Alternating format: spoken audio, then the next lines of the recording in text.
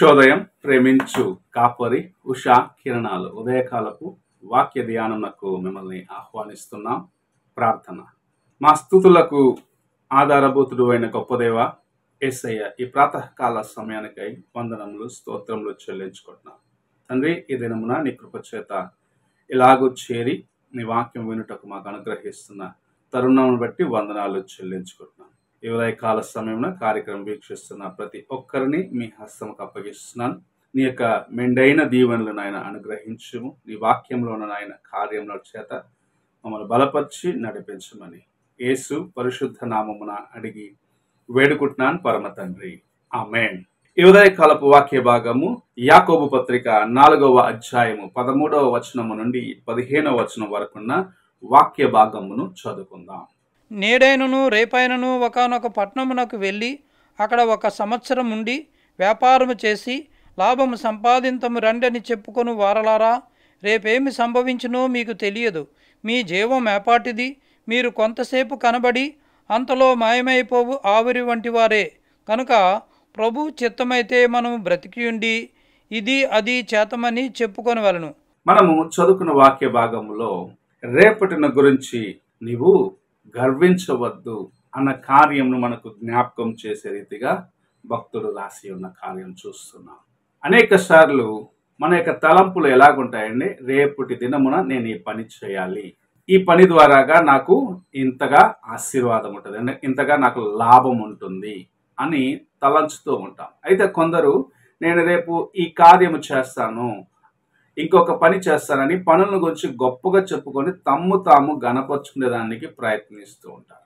అయితే ఇక్కడ దేవుని సేవకుడు చెప్పుచున్న మాట రేపుని గురించి, ఈ రేపు నుండి నేను ఒక పట్టణమునకు వెళ్ళి ఈ పని చేసి నేను ఆదాయము సంపాదించుకుంటాను, నేను నాకు కావాల్సిన వసతులు సంపాదించుకుంటానని నీవు గర్వించవద్దు. రేపు నీ జీవితంలో ఏమి సంభవించనైనదో నీవు ఎరుగవు గనుక దేవుని చిత్తమైతే ఈ కార్యము చేస్తాను అని చెప్పమన్న రీతిగా మనతో మాట్లాడుచూ ఉన్నాడు. మనము దేవుని యొక్క చిత్తము, దేవుని యొక్క సహాయము కలిగి ఉన్నట్లయితే ఎలాంటి కార్యమైనను ప్రభు మనకు సహాయము చేసి అందులో నుండి ముందుకు వెళ్ళడానికి తన కృపను అనుగ్రహిస్తాడు.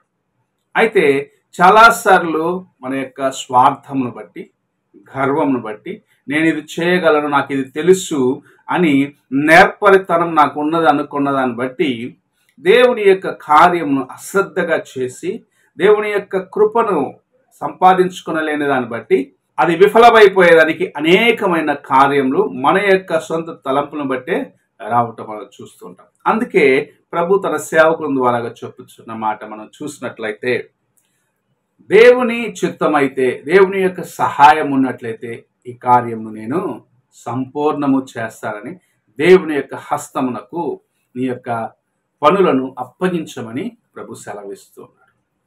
మనము ఏ మనస్సుతో ఒక కార్యము చేస్తున్నాం? నేను గణపరచబడాలి, నన్ను అందరూ మంచివాడు అనాలి, నేను చేసే కార్యమును బట్టి, నేను చేసే ఈ పనిని బట్టి నాకు మంచి పేరు రావాలి, నా కుటుంబంలో ఉన్నవారు నన్ను గొప్పగా చూడాలనుకుంటున్నావా? లేక నేను చేసే పని దేవునికి నమ్మకముగా, దేవునికి ఇష్టమైనదిగా, దేవుని చిత్తములో ఉండాలని అనుకొని ఆయన యొక్క కృప కొరకు వేడుకొని చేస్తున్నావా? నువ్వు దేవుని చిత్తంలో ఒక పని చేసినట్లయితే ప్రభు యొక్క సహాయము నీకు ఎన్నడూ తోడుగా ఉంటుంది.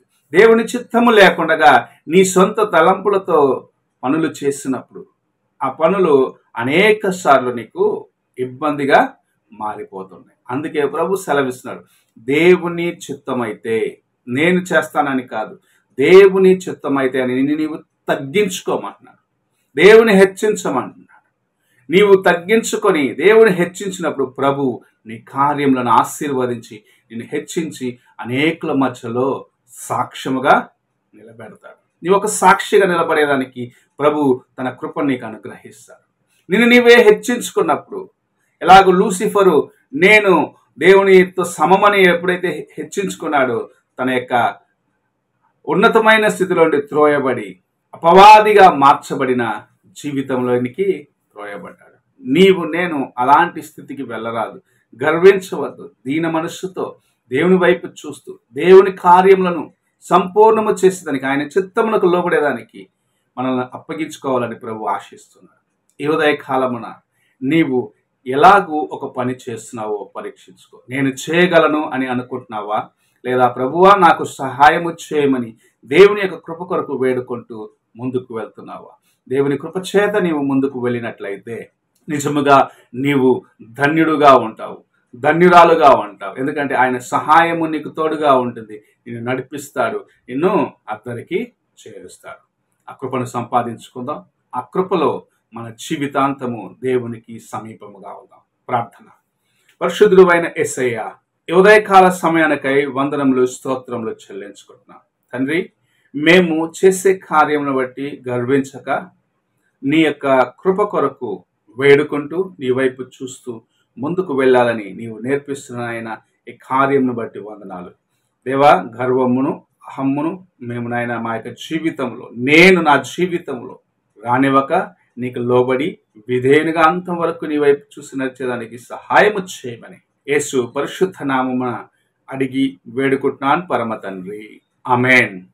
తండ్రి అయిన దేవుని ప్రేమ, కుమారుడైన క్రీస్తు కృప, ఆదరణకర్త అయిన పరిశుద్ధాత్మక సహవాసము ఎప్పుడును ఎల్లప్పుడూ తోడై ఉండును గాక. ఆమేన్.